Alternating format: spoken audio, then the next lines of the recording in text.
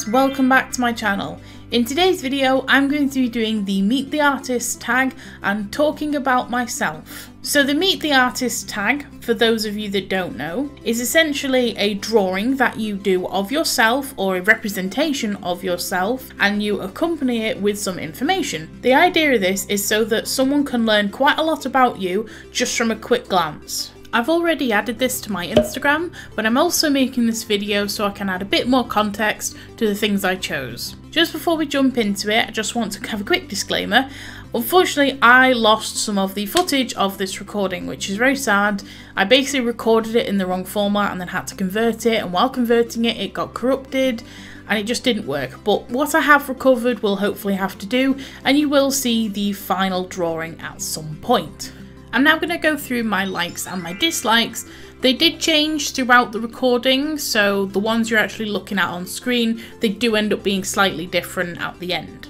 The first like I chose is rain. It just makes me calm and peaceful, and the feel of it on my skin is just so tranquil, and it's my favourite type of weather. The next one I chose was music. Music has been a part of me my whole life. It's just something that's a part of me. I can't sing very well, but I do love music and I have playlists for every single emotion and every single situation. The next one is video games.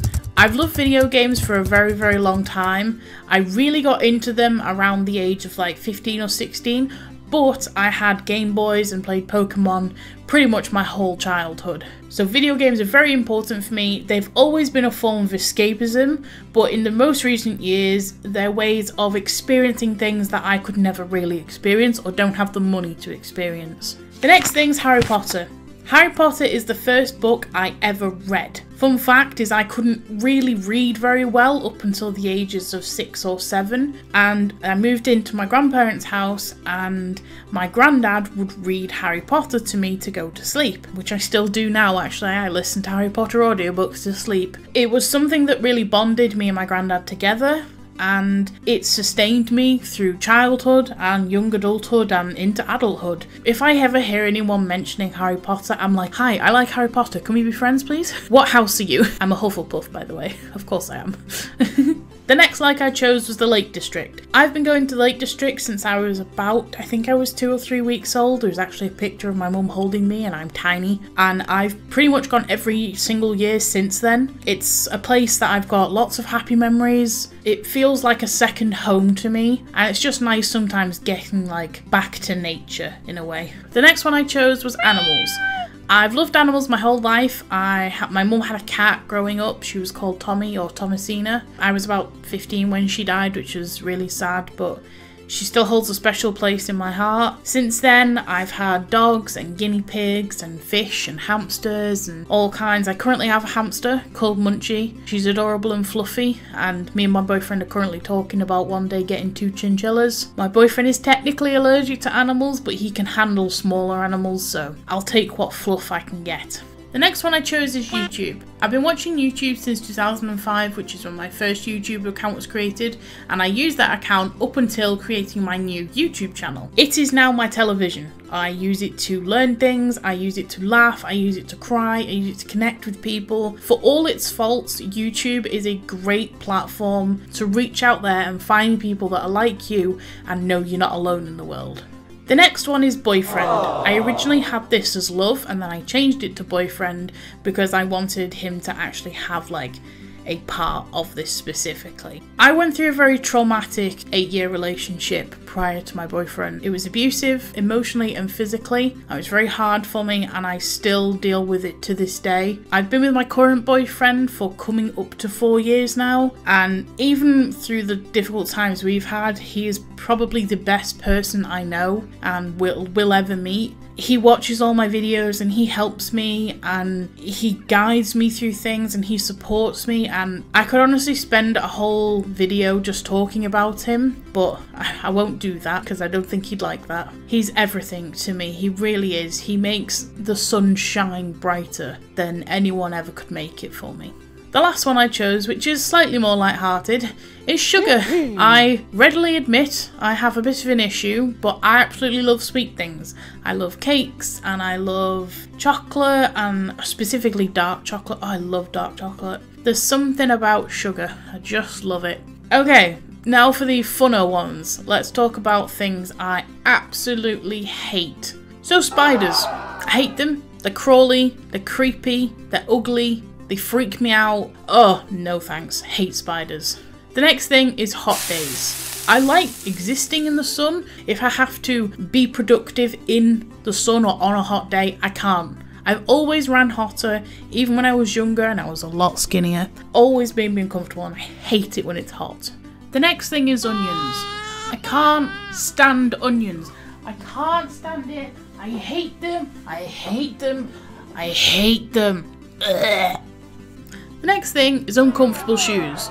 I just wear trainers. I've worn trainers my whole life. I still wear the same brand of trainers, which is Skechers. Please sponsor me. I absolutely love their shoes and I cannot fathom why we have to wear uncomfortable bloody shoes. I just... Going through like the first sort of year of uni where I went out with friends and I did the partying thing and having to wear high heels or boots or even flats that end up uncomfortable. Your feet are not supposed to be just flat on the ground like that. There's no cushioning to them.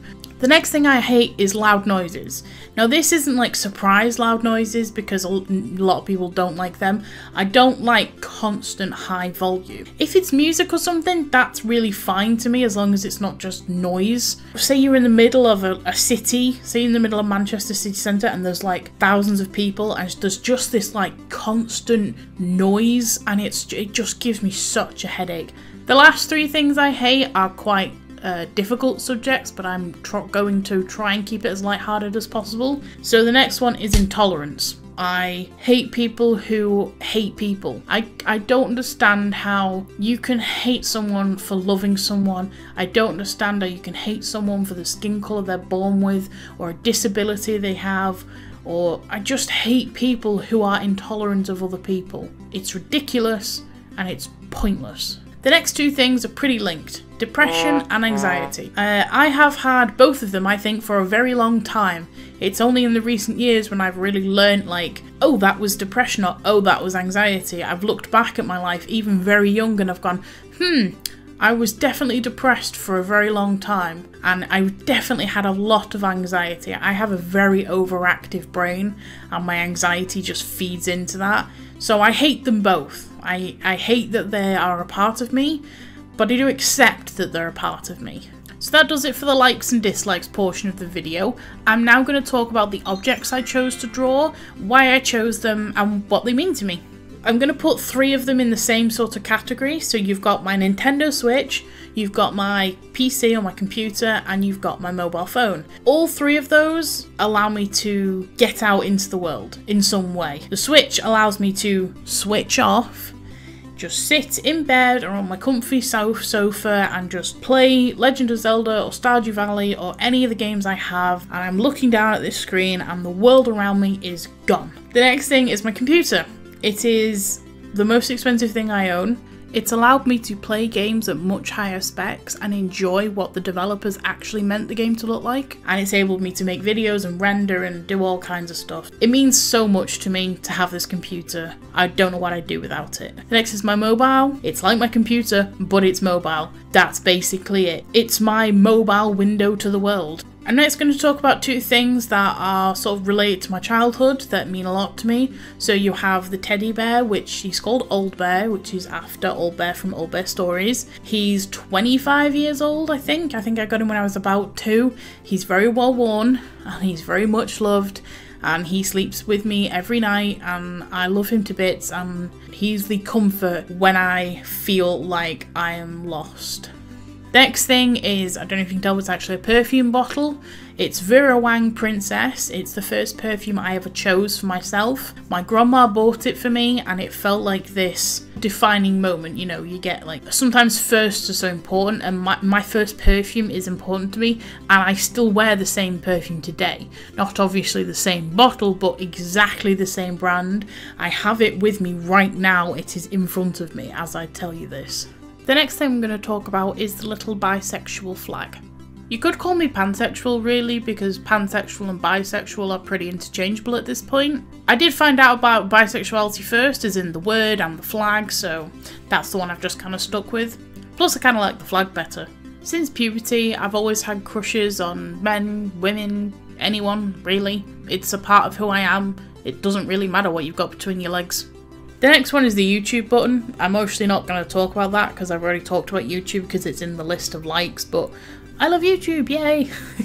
The last three things I'm going to talk about is the paintbrush, the pencil and the Copic marker. I'm an artist and these are what I would call my weapons of choice. Anything I'm feeling, I can use these three implements and it's suddenly on a page. Particularly the Copic markers. Ever since I discovered them, my artistic style and level of creativity and my technical skill has just improved massively, and I'm so glad I discovered them. So those three, the paintbrush, the Copic marker and the pencil, out of everything, they're really important and integral to who I am. If you enjoyed getting to know me, please give this video a like. If you really enjoyed getting to know me, consider subscribing, and I will see you guys in the next video. Bye bye!